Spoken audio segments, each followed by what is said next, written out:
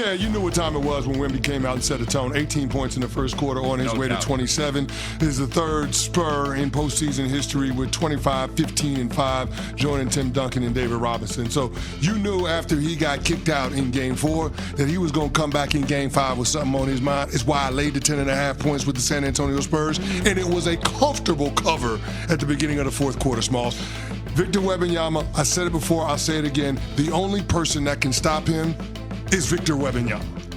Yeah, he was talking about the different versions of himself last night, mature Vic and upset Vic, and he was saying that they don't have to not work in concert with one another. And obviously, after getting bounced from the game prior, you knew he was going to come back with a vengeance and with something to say, and boy, did he have a lot to talk about last night. Oh, he was amazing. 27 points, 17 rebounds, 5 assists, 3 blocks. I mentioned Keldon Johnson with the 21 off the bench.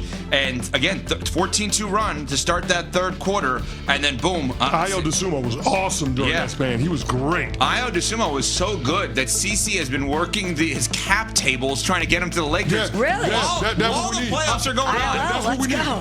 I couldn't help it. I mean, Rapalinka comes out yesterday and says he wants LeBron and Austin Reeves back. I'm like, all right, cool.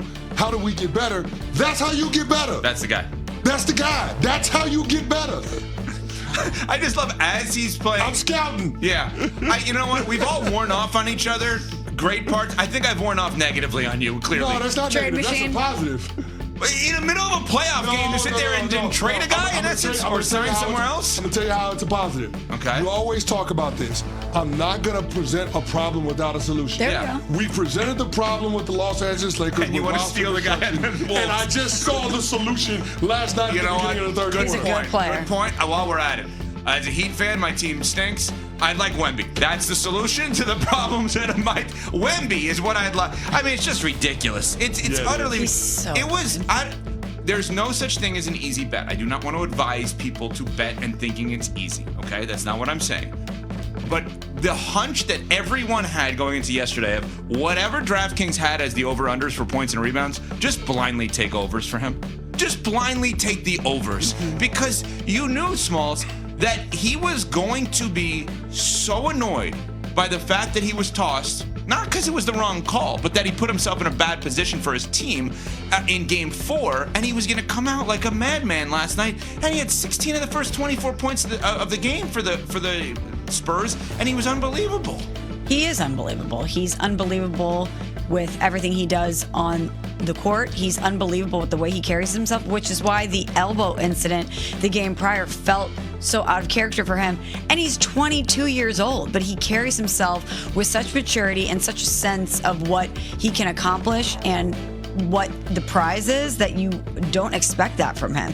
And I love how he too was talking about how important it was for him to set the tone and the way that they started the game. He's just amazing. And we always talk about the face of the league and passing that baton and the next person up. The NBA has a lot of great young talent right now, but none more exciting than Victor Wembanyama. He is so fun to observe. He had 16 points in the first 6.5 minutes of the game. Ridiculous. Because he was annoyed.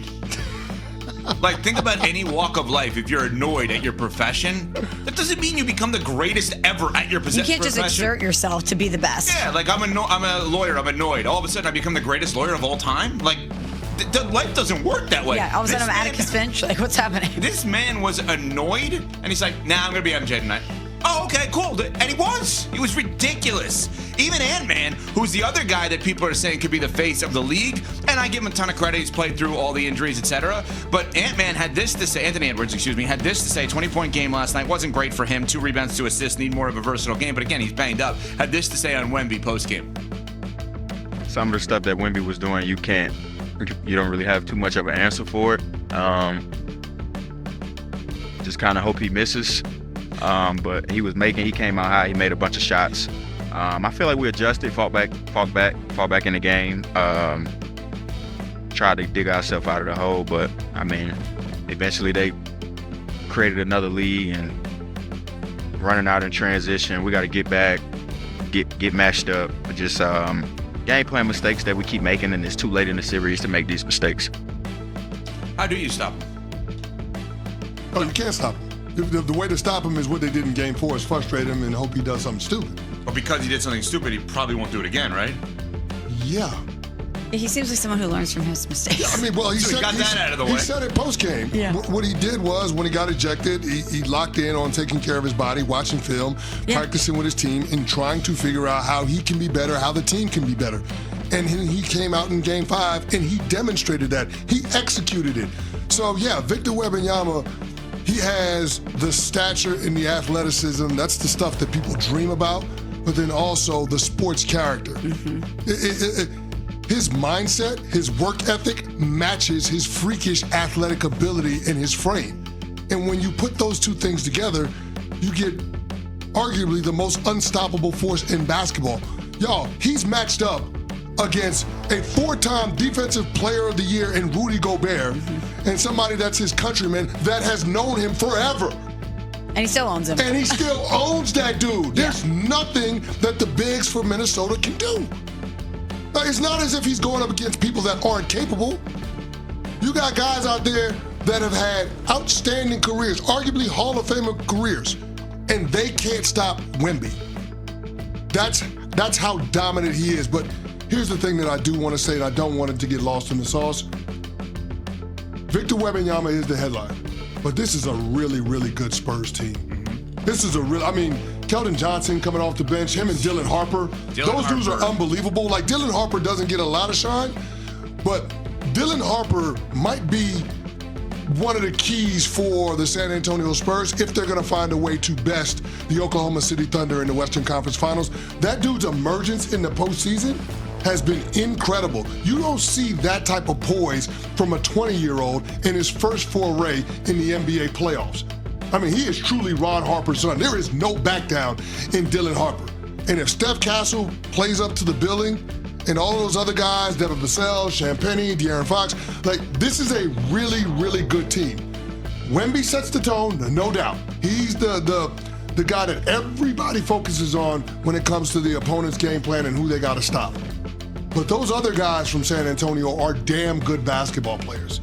And they found a way to gel and develop the requisite chemistry that it takes to actually contend for a title, even in the Western Conference that has, in my opinion, an all-time great team in OKC. You know what's interesting? If you look at all three teams right now that have either advanced or have a lead in the NBA playoffs, all of them have a type.